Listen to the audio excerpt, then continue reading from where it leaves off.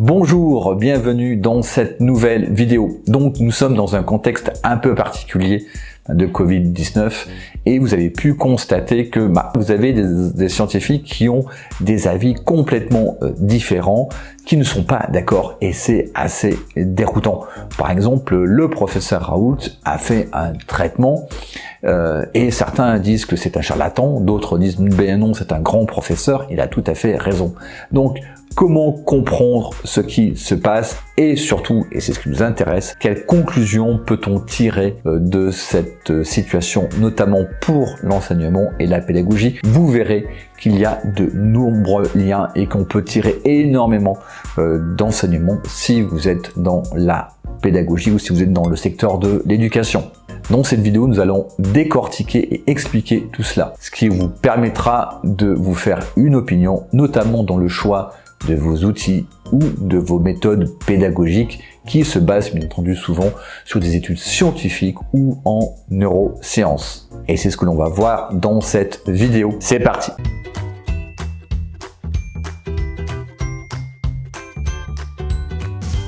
Donc, cette crise sanitaire du Covid-19 a révélé un phénomène assez incroyable. C'est que des scientifiques qui se contredisent, qui sont pas d'accord. Assez surprenant, non? Et c'est vrai que certains scientifiques qui interviennent sur les plateaux de télévision sont en conflit d'intérêts et violent la loi d'ailleurs, en ne le disant pas. Et donc, bien entendu, leur propos est sujet à caution. Mais il y a des scientifiques qui ne sont pas d'accord du tout entre eux, qui sont libres de tout conflit d'intérêts et qui sont sincères sur leur avis. Et c'est assez déroutant quand vous n'êtes pas du tout spécialiste et que vous essayez de comprendre. Moi je connais tout bien les études randomisées parce que moi j'ai un passé scientifique. Vous savez que j'ai un bac scientifique. Et j'ai même un bac plus 10. Ouais, j'en ai fait des études, hein. Bac plus 10, j'ai fait. Bac plus 10, j'ai passé le bac 10 fois. Mais au final, est-ce que je l'ai eu? Si on reprend le travail du professeur Raoult, une partie de la communauté scientifique reproche au professeur Didier Raoult que son traitement n'a pas fait l'objet d'une étude randomisée, notamment une étude randomisée à double aveugle. C'est le principal reproche que fait la communauté scientifique, enfin une partie de la communauté scientifique, sur le travail de Didier Raoult. Pourquoi? Parce que tout simplement, l'étude randomisée, c'est vraiment la preuve scientifique très haute. Et donc, ils disent que le travail du professeur Raoult n'a aucune validité scientifique. Mais quand même, malgré tout, ça reste assez incompréhensible car le professeur Didier Raoult est quand même l'un des meilleurs spécialistes dans les maladies infectieuses au monde, si ce n'est le meilleur. À voir, regardez bien ce classement au niveau mondial et vous serez sidéré. Donc le professeur Raoult n'est pas n'importe qui. Quel rapport avec l'éducation et la pédagogie? Eh bien, les mêmes questions se posent en sciences de l'éducation et en psychologie, voire même en neurosciences. Quelles sont les bonnes méthodes et quels sont les bons outils pédagogiques? Là aussi, vous pouvez trouver des avis contradictoires chez spécialistes de la pédagogie et des scientifiques en neurosciences. Et qu'est-ce qui est scientifiquement prouvé et qu'est-ce qui est, disons, discutable? Alors, vous savez que je m'appuie sur des études scientifiques dans mes articles et dans mes vidéos. Et récemment, j'ai reçu quelques messages me posant la question, mais Jean-François, est-ce que les études auxquelles tu fais référence sont des études randomisées? Parce que ces études-là ont une preuve scientifique incontestable. Est-ce que ces personnes ont raison de se poser cette question? Faut-il se fier uniquement aux études randomisées, voire randomisées en double aveugle, juge de paix de la vérité scientifique? Présenté comme ça, on aurait tendance à dire, bien entendu. Eh bien, vous verrez que la réalité est un peu différente. Et c'est pas aussi simple que ça. Que faut-il croire? Comment construire son opinion? C'est ce que l'on va voir dans cette vidéo. La science s'appuie essentiellement sur deux types d'études, donc l'étude observationnelle et l'étude randomisée, qui est devenue célèbre avec cette polémique sur le professeur Raoult, et dont vous avez bien entendu déjà parlé. Une étude observationnelle, comme son nom l'indique, est une étude qui porte sur l'observation de résultats essentiellement. Par exemple, en éducation, on peut voir que si certains jeux peuvent augmenter le QI des joueurs, donc comment on fait? On constitue deux groupes de personnes, un groupe de joueurs et un groupe de non-joueurs, ce qu'on appelle le groupe contrôle. Ensuite, on mesure le QI. A-t-elle augmenté? Si oui, eh bien de combien? Et en plus, à cette étude peut s'ajouter une étude IRM, donc on passe les personnes de l'étude dans l'IRM, ce qui permet d'amener une validation au niveau des neurosciences. Maintenant, mes qualités, c'est quoi? Tes qualités, chérie? Les points positifs, mes qualités, tu vois. Tes qualités. Alors là, j'ai pas fait d'études randomisées sur tes qualités. Tes qualités. Mes défauts alors. Tes défauts, t'es chiante, t'es pas patiente, tu dépenses trop, des fois t'es un peu amorphe, tu conduis mal, t'as trop de copines, non, t'es trop petite, t'es pas sympa toujours, t'as des humeurs... Dans le domaine de la médecine, comme en épidémiologie, pour le Covid-19, une étude observationnelle tire des conclusions sur l'effet possible d'un traitement sur les participants. Pour résumer grossièrement, on administre un traitement et on observe les résultats. C'est la démarche même du professeur Raoult sur son traitement à l'hydroxychloroquine contre le Covid-19.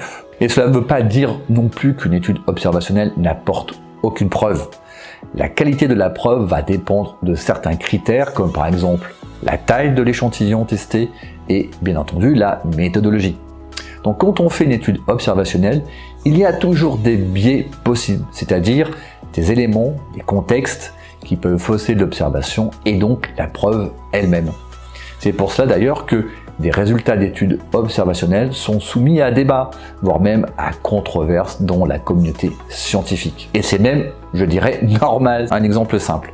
Si je vous dis que le cancer du poumon est étroitement lié au tabagisme, pour vous, c'est complètement une évidence. Je dirais, vous voyez, la question pour vous ne se pose pas. C'est un truisme. Et pourtant, l'étude de Richard Doll, publiée en 1950 dans le British Medical Journal, qui a été capable de démontrer le lien, a été vivement contestée du fait des biais possibles. Et oui, notamment sur le fait que l'étude n'a été faite que dans une seule région, à savoir Londres, et que la pollution pouvait jouer un rôle. Donc des scientifiques indiquaient que ce type d'étude seul ne pouvait pas prouver un lien de causalité. Cet article est un modèle sur le plan méthodologique et pourtant, il a fallu près de 10 ans de controverses acharnées avant que la conclusion selon laquelle le tabac est une cause importante du cancer du poumon ne soit reconnue comme valable dans les milieux scientifiques britanniques et américains. Donc, pour un nouveau médicament ou un traitement, on peut observer un effet sur les malades, comme il a été fait pour le tabagisme et le lien avec le cancer du poumon. Le problème de l'étude observationnelle, c'est que les bons résultats peuvent être dus à un effet qu'on appelle un effet placebo. C'est-à-dire que juste la croyance en l'efficacité du médicament apporte le résultat positif ou le résultat attendu, et pas le médicament lui-même. Et ça, c'est un biais majeur et bien connu des études cliniques. Et c'est ce que certains scientifiques, donc bien entendu libres de tout conflit d'intérêt, reprochent à l'étude observationnelle avec la chloroquine, celui du placebo. C'est-à-dire que beaucoup de scientifiques disent ok, le traitement du professeur Raoult, rien n'indique, rien ne prouve que finalement le bon résultat de son traitement est dû à un effet placebo, vu que il n'y a pas eu d'étude randomisée. Donc on va voir tout à l'heure ce que c'est une étude randomisée. Et donc finalement les patients viennent à l'IHU être testés et sont confiants dans les résultats du traitement. Donc il est possible que le protocole n'ait qu'un effet placebo. Ça ne veut pas dire que l'effet placebo est certain, mais il y a la possibilité. Et c'est pour ça que certains scientifiques pointent du doigt le point faible de cette étude. C'est la seule croyance en l'efficacité du traitement qui ferait la guérison et pas le médicament lui-même. Donc, évidemment, d'où le recours à l'étude randomisée avec l'option d'être conduite en double aveugle. Alors, qu'est-ce qu'une étude randomisée en double aveugle ? Donc on dit étude randomisée, mais en général, une étude randomisée est une étude randomisée aveugle ou en double aveugle. Donc je vais vous expliquer tout de suite ce que c'est. Vous allez vite comprendre et c'est relativement simple. Deux groupes de personnes sont constitués. Les deux groupes sont constitués au hasard. L'attribution se fait par ordinateur ou par un logiciel. Un groupe prend le vrai médicament et l'autre groupe, placebo, en général, prend juste une pilule qui ce n'est que du sucre, donc il n'y a aucun effet. Et sur les deux groupes, personne ne sait ce qu'il reçoit. Donc c'est ce qu'on appelle une étude en aveugle. Et parfois même, le praticien lui-même, qui organise donc l'expérience, ne sait pas non plus ce qu'il administre. Il est aussi en aveugle. Ainsi, le biais de l'effet placebo est absent puisque les patients de l'étude ne savent pas ce qu'ils reçoivent et non plus le praticien. Alors pourquoi ne pas faire cette étude randomisée sur l'hydroxychloroquine qui clôturerait toute controverse, comme l'indique ce médecin à la commission d'enquête où il y avait le professeur Raoult était auditionné. La question que je me pose quand même, et je sais que je ne suis pas la seule à me poser, mais pourquoi n'avez-vous pas fait des essais cliniques dignes de ce nom dès le départ, qui auraient pu définitivement répondre oui ou non, l'hydroxychloroquine a un effet? Eh bien, cette étude randomisée n'est pas toujours possible pour trois raisons. La première, il y a un aspect légal et déontologique. Dans toutes les études cliniques randomisées qui testent un médicament ou un traitement, il y a des conditions légales strictes liées à la déontologie. Surtout quand une maladie ou un virus comme le Covid-19 entraîne la mort. Et l'un des points qui est regardé de près est le recueil du consentement de la personne qui fait l'étude. En effet, en 1966, outre les normes éthiques, l'adoption du Pacte international des droits civils et politiques a conduit à prohiber expressément l'expérimentation médicale non consentie, laquelle est d'ailleurs réprimée pénalement et peut même être assimilée à un traitement inhumain et dégradant selon la Cour européenne des droits de l'homme. Et c'est ce qui aurait d'ailleurs motivé la condamnation de la Russie en 2015. Vous êtes où là? Je vois rien. C'est pas évident. C'est fou ça. Je suis où là?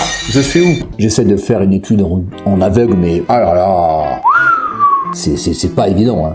Que le plus dur c'est le double aveugle. Étude à double aveugle. Alors là, je comprends pas trop qu'il faut deux aveugles.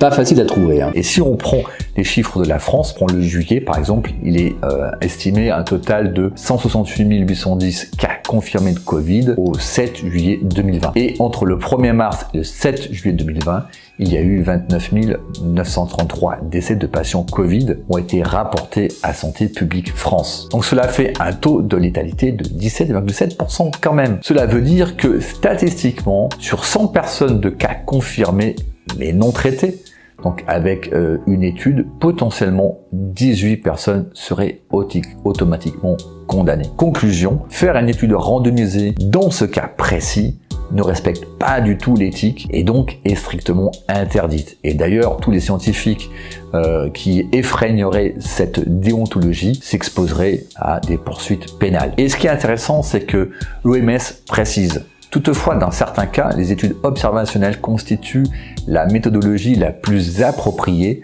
si l'état pathologique étudié est rare, par exemple. En outre, les études observationnelles non interventionnelles sont parfois la seule approche éthique.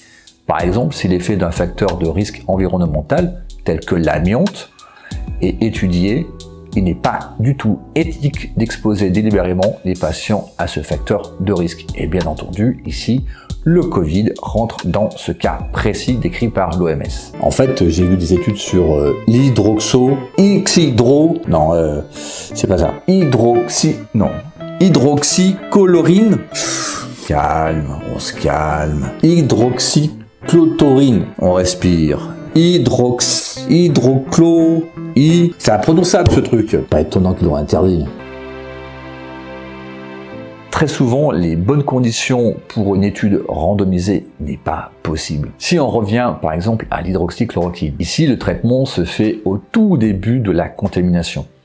Donc, ce sont des personnes qui doivent être testées et repérées tôt avant d'aller à l'hôpital pour faire l'objet de cette étude randomisée. Si par exemple le professeur Raoult aurait choisi de faire une étude randomisée, il aurait dû dire, voilà, donc nous sommes en train de faire une étude randomisée, mais il se peut que lors de cette étude, vous ne preniez qu'une solution sucrée, à savoir un placebo, soit aucun traitement pour le bien de l'étude. Évidemment, vous avez un risque de mourir. Donc je rappelle le taux de létalité en France en juillet 2020 de 18%, enfin 17,7%, mais ça fait grosso modo 18%. Bon, mettez-vous à la place de personnes qui auraient pu participer à cette étude randomisée. Franchement, on vous dit ça, est-ce que vous accepterez? Bien sûr que non. Et donc le problème ici, c'est que une étude randomisée dans ce contexte-là, dans ce cas-là, outre qu'elle soit interdite par l'OMS, mais même si on passait outre, vous voyez très bien qu'il serait impossible de la réaliser, parce que vous n'auriez personne. Donc, vous voyez, c'est relativement très compliqué. Et c'est pour ça que la fameuse étude Discovery a été un échec. Il y a des cas où l'étude randomisée n'a pas de sens car le sujet de l'expérimentation ne le permet pas. Et c'est très souvent le cas en sciences humaines comme en psychologie. Donc si on revient par exemple sur notre étude concernant le lien entre les jeux et l'augmentation du QI, l'étude ne peut être qu'observationnelle. Donc vous comprenez pourquoi maintenant, compte tenu de la difficulté de réalisation et du coût que représente une étude randomisée, les études même en médecine sont essentiellement observationnelle. La qualité scientifique d'une étude observationnelle est fonction de la taille de l'échantillon et de la rigueur méthodologique pour limiter au maximum les biais comme le biais de l'effet placebo. La question de savoir si les études sur lesquelles je m'appuie pour faire ce contenu et ces vidéos sont randomisées ou pas n'a pas du tout de sens. Vous savez que les études randomisées en double aveugle, c'est la Rolls des études scientifiques. C'est comme les Rolls, c'est un truc de riche. Et comme les scientifiques, ils roulent pas en Rolls, ils font que des études observationnelles. C'est un peu l'étude du pauvre. Et regardez le professeur Raoult, il roule en Dacia. C'est QFD. Il y en a là-dedans, Normalement, l'étude randomisée apporte une meilleure preuve scientifique. Mais on peut quand même se poser la question si des études observationnelles qui peuvent amener une qualité de preuve exactement identique à celle d'une étude randomisée. Des chercheurs se sont posé la question et ont analysé pas moins de 8700 études randomisées durant la période de janvier 2005 à octobre 2017. Et ils n'ont pas trouvé de différence significative entre les conclusions des études randomisées et celles des études observationnelles. Et déjà, en 2014, il y avait un article paru dans le journal médical JAMA qui concluait « Les études observationnelles sont particulièrement utiles pour les situations cliniques peu susceptibles d'être testées à l'aide d'études randomisées et beaucoup fournissent des preuves valables et fiables dans le monde réel. » En fait, une récente revue, Cochrane, a trouvé peu de preuves que les résultats des études observationnelles et des études randomisées étaient systématiquement en désaccord. En fin de compte, nous devons être ouverts à tous les types de preuves et nous appuyer sur une science clinique rigoureuse pour guider la pratique. Vous voyez que ces deux méta-analyses ont démontré que, quelque part, on n'a pas observé de différence fondamentale entre une étude randomisée et une étude observationnelle. Comment expliquer que des scientifiques qui n'ont pas de conflit d'intérêt avec l'industrie pharmaceutique, qui sont sincères dans leur opinion, qui restent malgré tout sur leur opinion et qui prennent pas en compte ce qu'on vient de dire en fait, le côté éthique, le fait de pouvoir réaliser l'étude, tout simplement à cause de biais cognitifs. Dans ce débat, vous avez principalement deux biais cognitifs qui jouent. Le premier, c'est le biais cognitif de la confirmation d'hypothèse. Le biais de confirmation d'hypothèse est la tendance à consolider son opinion ou son jugement en valorisant les éléments qui vont dans le sens de cette opinion et ou en ignorant, voire même en ignorant, les éléments qui la contredisent. Donc si vous prenez un scientifique dans le domaine médical qui reste avant tout un être humain et qui ne jure que par l'étude randomisée, juge de paix de la vérité scientifique selon lui. Donc il sera bien entendu assez peu réceptif aux arguments contraires et donc il aura tendance à rester sur son opinion de départ, surtout quand il est amené à s'exprimer publiquement. Et à ce biais cognitif peut s'ajouter ce qu'on appelle le biais cognitif de conformité. Le biais de conformité est la tendance qu'a tout être humain à délaisser son raisonnement ou son avis personnel pour rallier l'avis de la majorité indépendamment du bien fondé de celui-ci. Voilà comment expliquer toute cette confusion et l'émergence d'avis scientifiques contradictoires qui, bien entendu, sauf conflit d'intérêts, est généralement sincère. Donc, le débat scientifique, les désaccords, les avis contradictoires et divergents d'experts, c'est normal. Le problème, c'est que le public a tendance à croire que la science dit toujours la vérité et donc qu'il n'y aurait qu'une opinion possible. Et ça, c'est une pure fiction. Georges Canguilhem, qui est un philosophe et un médecin, il disait « La médecine est un art au carrefour de plusieurs sciences ». D'abord, c'est une idée, une formule de Bergson, mais c'est une idée extrêmement intéressante. C'est-à-dire que quand vous êtes malade, vous allez voir un médecin, vous n'allez pas en voir 10, et le médecin vous dit ce que vous avez, vous faites attention à ce qu'il vous dit, il y a une prescription, vous prenez les médicaments. Peut-être que d'ailleurs vous n'auriez pas pris les médicaments, vous auriez été soigné et guéri tout de même, et vous dites « Oh, c'est un bon médecin ». Mais si vous avez fait l'expérience d'aller voir un deuxième médecin, vous avez eu 2 avis. Un troisième médecin, un troisième avis. Et donc vous avez des gens très bien, puis des gens très mauvais, puis des gens très nuls, puis des gens qui sont excellents. Il se fait aujourd'hui qu'avec l'ère de la post-vérité, et puis les chaînes d'information continues, où il faut qu'il y ait toujours du monde à parler, eh bien si vous avez mis à parler sur un plateau et à dire et à raconter, si vous mettez 50 médecins sur un plateau, la plupart du temps, vous aurez une quarantaine d'informations différentes. Mais donc on est perdu. Chaîne ou pas chaîne, les médecins avaient des avis très différents. Les médecins ont parfois changé d'avis. Ils se sont contredits eux-mêmes. Ils l'avouent eux-mêmes. On savait pas. Voilà, c'est vieux comme le monde. Hein. Vous avez vécu ça à l'intérieur parce que vous avez subi un infarctus, un AVC, et vous dites que ça n'était pas des anecdotes dans votre parcours. Ça a beaucoup compté dans votre réflexion, y compris philosophique. Oui, bien sûr. Vous parlez de cet AVC. Il y a quand même 5 médecins qui sont passés à côté de cet AVC. Et il a fallu qu'un 6e puisse me dire non, ça s'appelle vraiment un AVC. C'est un AVC que vous faites depuis 8 jours. Et 5 sont passés à côté. Et quand j'ai fait cet infarctus, c'est qu'il a fallu effectivement trouver une pharmacie associée vraiment. Et là, j'ai eu une personne qui m'a dit non, pas grand-chose. Elle avait juste fait un petit accident, etc. Moi, je dirais même rien du tout. Un autre qui m'a dit tout, jusque les bêta-bloquants, etc. Donc, refaisons-nous à cette idée que la science n'est pas ce qu'elle prétend. Je pense que dans 2 siècles ou 3 siècles, on rira de notre médecine comme on rit aujourd'hui de celle de Molière. Oui. Ce qui est important, c'est de se fier à son sens critique, à son bon sens. Donc cela demande de sortir de sa zone de confort, avoir une ouverture d'esprit et faire sa propre analyse. Et le problème dans tout ça, c'est que l'on aime ce qui est rapide et simple. Car comme vous l'avez vu, la réalité est complexe et tout est en nuances. Pour en revenir à la pédagogie, quelles que soient les méthodes pédagogiques, les outils que vous utilisez, considérez les résultats que vous avez ou que vous obtenez. Si vous constatez que votre pratique pédagogique fonctionne concrètement chez les élèves, gardez votre pratique. Donc, dans le cas contraire, si les résultats ne sont pas satisfaisants, changez de méthode. À vouloir absolument trouver la preuve scientifique, vous n'agissez pas, vous n'expérimentez pas, et le pire est qu'il est possible que la preuve scientifique, vous la ne trouviez jamais. Et le risque est de tomber dans une forme de intellectualisme. Pendant ce temps-là, vous ne faites rien. Et ce n'est pas parce qu'aucune preuve scientifique n'a été trouvée que cela n'existe pas. Et enfin, la notion de preuve scientifique est complexe et elle ne tient pas à une méthode. Donc comme le dit l'un des plus grands physiciens contemporains, le principe de la science, sa définition presque, sont les suivants. Le test de toute connaissance est l'expérimentation.